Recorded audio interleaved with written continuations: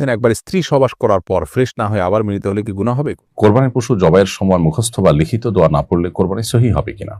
কোরবানির পশু জবাইয়ের সময় দোয়া না জানলে কি করব? শুধু বিসমিল্লাহ বললেই হবে? পশু জবাইয়ের পর নিস্তেজ হওয়ার আগেই চামড়া খসানো বা অন্য কোনো অঙ্গ কাটা যাবে কিনা? উত্তর হলো, কোরবানির পশু যদি জবাইয়ের আগে হারিয়ে যায় কিংবা চুরি হয়ে যায় তাহলে করণীয় কি? ঈদের 3 দিনের মধ্যে রাতে কোরবানি পশু জবাই করলে কোরবানি আদায় হবে কিনা? কোরবানি গোশত বন্টনের উত্তম পদ্ধতি। চলুন তাহলে আর বিলম্ব না করে ইতিমধ্যে যে সমস্ত প্রশ্ন আমাদের কাছে চলে এসেছে সেই প্রশ্নগুলো উত্তর দেওয়ার পালায় আমরা প্রবেশ করি। এবারে প্রশ্ন হলো, কোরবানির পশু জবাইয়ের সময় মুখস্থ বা লিখিত দোয়া না পড়লে কোরবানি সহিহ হবে কিনা? উত্তর হলো, কোরবানির পশু অথবা সাধারণ যে কোনো পশু জবে এবং কোরবানি বিশুদ্ধ হওয়ার জন্য বিসমিল্লাহ বলা শর্ত। কমপক্ষে বিসমিল্লাহ বলে যদি জবাই করা হয় ইনশাআল্লাহ বিদিনিল্লাহ কোরবানি এবং জবে বিশুদ্ধ হয়ে যাবে। তো বিসমিল্লাহর পাশাপাশি আল্লাহু আকবার বলা সুন্নাত। অতএব বিসমিল্লাহ আল্লাহু আকবার বলে জবে করলে আরো ভালো। জবে তো হয়েও যাবে, পাশাপাশি সুন্নাও আদায় হয়ে যাবে। এটা সাধারণ পশুর ক্ষেত্রেও তাই, কোরবানির নিয়ত করে জবাই করলেও তাই। তবে বিসমিল্লাহ আল্লাহু আকবারের পাশাপাশি কোরবানির পশুর ক্ষেত্রে আরো কিছু বাক্য পাঠ করা উত্তম এবং মুস্তাহাব। সেটি হলো আল্লাহুম্মা মিনকা ওয়ালাক। বিসমিল্লাহ আল্লাহু আকবারের পরে যদি বলা হয় বিসমিল্লাহ আল্লাহু আকবার, আল্লাহুম্মা মিনকা ওয়ালাক, হে আল্লাহ এই পশু আপনার তরফ থেকে এবং আপনার উদ্দেশ্যেই এটি নিবেদন করা হচ্ছে। এরপরে আবার বলবে, যদি নিজের তরফ থেকে হয় তাহলে বলবে আল্লাহ এটা আমার তরফ থেকে আপনি কবুল করুন। আর যদি অন্য কারো থেকে হয় তাহলে সেক্ষেত্রে বলা হবে, হে আল্লাহ এই পশু আপনি অমুকের পুত্র অমুক, অমুকের কন্যা অমুক, অমুকের পুত্র অমুক, অমুকের কন্যা অমুক, এভাবে করে করে শরীররা যারা আছে তাদের নাম নিয়ে বলা হবে যে আল্লাহ তাদের সবার তরফ থেকে আপনি কবুল করে নিন। তো এই পুরো কথাগুলো বলাটা হলো উত্তম এবং ভালো। যদি কোনো কারণে এটা বলা নাও হয়, মনে নিয়ত থাকে যে এটা কোরবানি পশু, কোরবানির উদ্দেশ্যে জবাই হচ্ছে, বিসমিল্লাহ আল্লাহু আকবার, তাতেই জবাই হয়ে যাবে। তবে পূর্ণাঙ্গ দোয়া এভাবে হতে পারে কোরবানির ক্ষেত্রে, বিসমিল্লাহি আল্লাহু আকবার, আল্লাহুম্মা মিনকা ওয়ালাক, এরপর হে আল্লাহ এই পশু অমুক অমুক অমুকের তরফ থেকে আপনি কবুল করে নিন। এ বলে যদি জবাই করা হয় ইনশাআল্লাহ জবাই বিশুদ্ধ হয়ে যাবে। এর বাইরে আলাদা কোনো এমন দোয়া নেই যেটা না পড়লে কোরবানি বিশুদ্ধই হবে না। শুধু বিসমিল্লাহ বলাটা হলো আবশ্যক, আর বাকিগুলো হলো উত্তম সুন্নাত মুস্তাহাব পর্যায়ের। সেগুলো কোনো কারণে না পড়া হলেও কিন্তু কোরবানি বিশুদ্ধ হয়ে যাবে। আমরা অনেক সাধারণ মানুষ কোরবানি করতে বা পশু জবাই করতে ইতস্তত বোধ করি, কারণ আমরা মনে করি যে কোনো দোয়া ছুটে গেল কিনা, তাতে কোরবানি না হয় কিনা। ব্যাপারটা মূলত সেরকম কিছু নয়। কোরবানি পশু জবাইয়ের সময় দোয়া না জানলে কি করব? শুধু বিসমিল্লাহ বললেই হবে? উত্তর হলো হ্যাঁ, শুধু বিসমিল্লাহ বলে জবাই করলে হয়ে যাবে। তবে বিসমিল্লাহর সাথে বিসমিল্লাহ আল্লাহু আকবার বললে বেশি উত্তম। এটুকু করলে পশু জবাই হয়ে যাবে এবং কোরবানি নিয়ত করে এটুকু বলে জবাই করলে কোরবানিও আদায় হয়ে যাবে।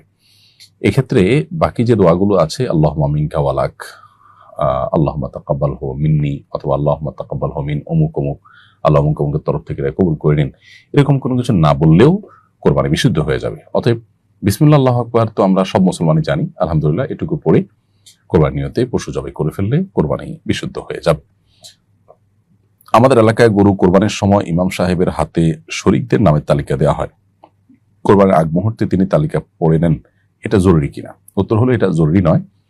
তবে তাদের নামগুলো উল্লেখ করে যদি বলা হয়, আল্লাহ আপনি অমুক অমুক অমুক, অমুকের ছেলে অমুক, অমুকের মেয়ে অমুক, এভাবে সবার নামগুলো উল্লেখ করে যদি বলা হয় যে তাদের সবার তরফ থেকে এই পশুটিকে আপনি কবুল করে নিন, কোরবানি হিসেবে এটা কবুল করেন, এরকম বলে যদি করা হয় সেটা উত্তম।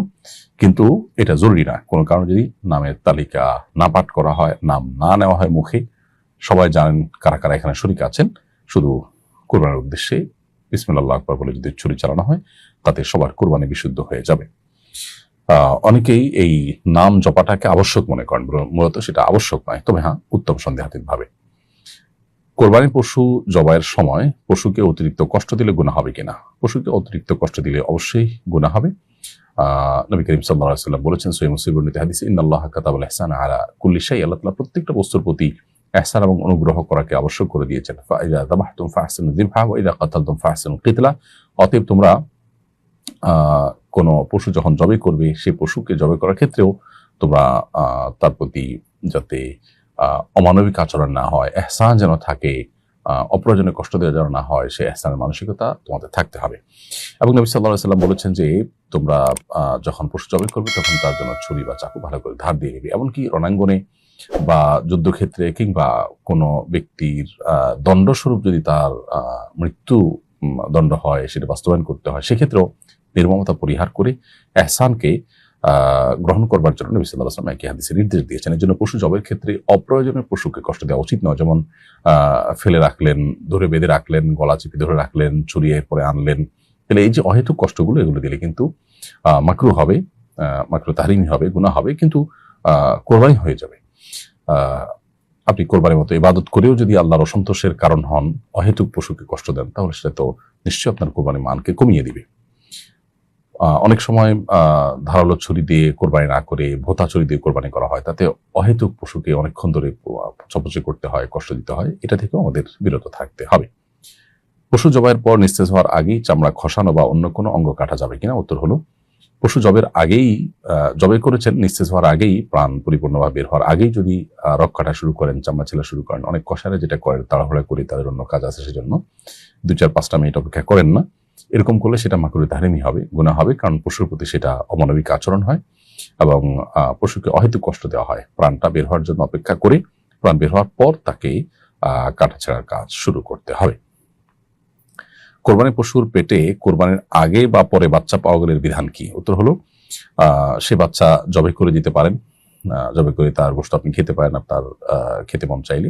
আর যদি রুচিতে না দেয়, সেটা আপনি যা খুশি করতে পারেন, চাইলে আপনি ফেলে দিতে পারেন যদি না খেতে চান। আর জীবিত সাদাকাও করে দিতে পারেন, যদি মনে হয় যে এত ছোট বাচ্চা গরুর বা ছাগলের সেটা আমরা জবাই করলে আসলে খেতে পারবো না, বা আমাদের রুচিতে কুলাবে না বা খাওয়া হবে না, সেক্ষেত্রে আপনি যদি সাদাকা করতে চান, সেটা সাদাকাও করে দিতে পারেন। ওই বাচ্চাটা কোনো গরিব দুঃখী অভাবী মানুষকে দান করে দিলেন, সেটাও করতে পারেন, তবে নিজে ভোগ করে রাখতে পারবেন না। কোরবানির পশুর পেটে যা কিছু আছে সেটাও হয় কোরবানি করবেন, আর না হলে সাদাকা করে দিবেন জীবিত অবস্থাতে। কোরবানির পশু যদি জবাইয়ের আগে হারিয়ে যায় কিংবা চুরি হয়ে যায়, তাহলে করণীয় কি?